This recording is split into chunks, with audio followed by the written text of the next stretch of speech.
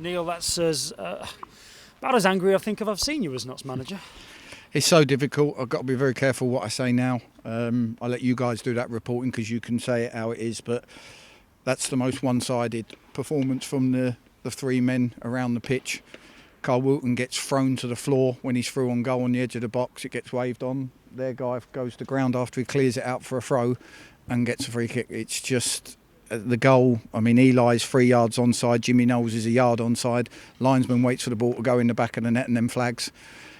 It's just so tough to take because them players out there were incredible today. They switched off once where the guys chased down a lost cause, but for the rest of the game we've absolutely battered a very, very good team, and even with 10 men we did it. Have you spoken to the referee and the linesman, and what justification did they give you? That they don't. They won't. They told Carl Wilton that Elijah Sam was offside. When we told them Jimmy Knowles was onside, I tried to show them the footage, and they didn't want to look at it. There's no point because I'm only going to get myself in trouble. My lads have given absolutely every ounce of energy today, and they've put in a pretty much, certainly second half, a brilliant performance. Yes, we've got to take our chances. Yes, we need to take that on the chin. We wouldn't even be moaning about the ref if we'd taken our chances.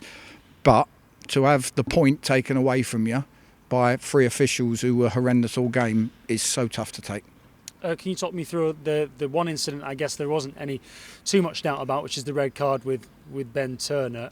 How's Ben doing over it?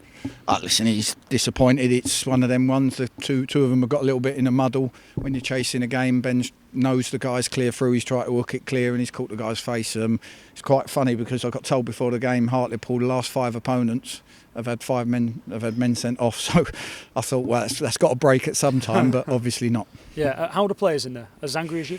They're disappointed, but I just said to them, you were excellent.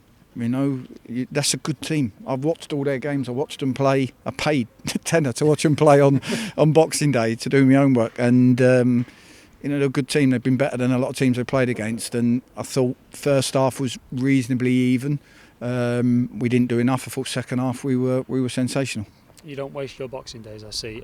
Talk me through the substitutions at the end. The players that you brought on. Jimmy Knowles, I mean, he's so unlucky not to have his goal because it's clearly onside. Yep, disappointing. Jimmy's that sort of poacher in the box, slightly different to Ruben, so we went for something different. It's hard. I mean, to be fair, we've had one roll across the goal line and now I think somebody's miskicked it on the goal line. I'll have to see that one again. Ruben's hit the post. We've had so many chances where you just can't work out how we haven't scored, but I just said to the lads, if you perform like that with that intensity, that team spirit that you had there, even with 10 men, you won't lose many games. What do you do now over the next few days? Because there's a long time between now and the next game at Eastleigh. Yeah, we've got to get the balance right. So I'm a big believer that we don't need to have the players in every single day and dilute the work they do every day. You've got to give them a bit of a breather, a couple of days. Boys will do some running now, and then we'll come in and we'll train extremely hard. So we'll have fitness days when we come back in, and then we'll give them a breather again, and then we'll have a full week to try and tackle the next game. So it's getting a balance because this season more than ever is going to be longer than most, and it's going to drag on. And having our team going into the last 10 or 15 games with a good mindset and fresh and fit and progressively fitter is going to be important. Not the way that you wanted to end 2020, of course, result-wise, if not performance-wise. What are you made of 2020 as a year for football, and in what ways do you hope 2021 will be a bit better? It's been horrendous, isn't it? Yeah. It's been horrendous in every way. I always try and put football to side when we go to this. I thought what we did last season, we were one game away from an automatic jump back into the league, and that took a tremendous effort to get there. Obviously we didn't perform on the day, and this season I feel we've got a better team.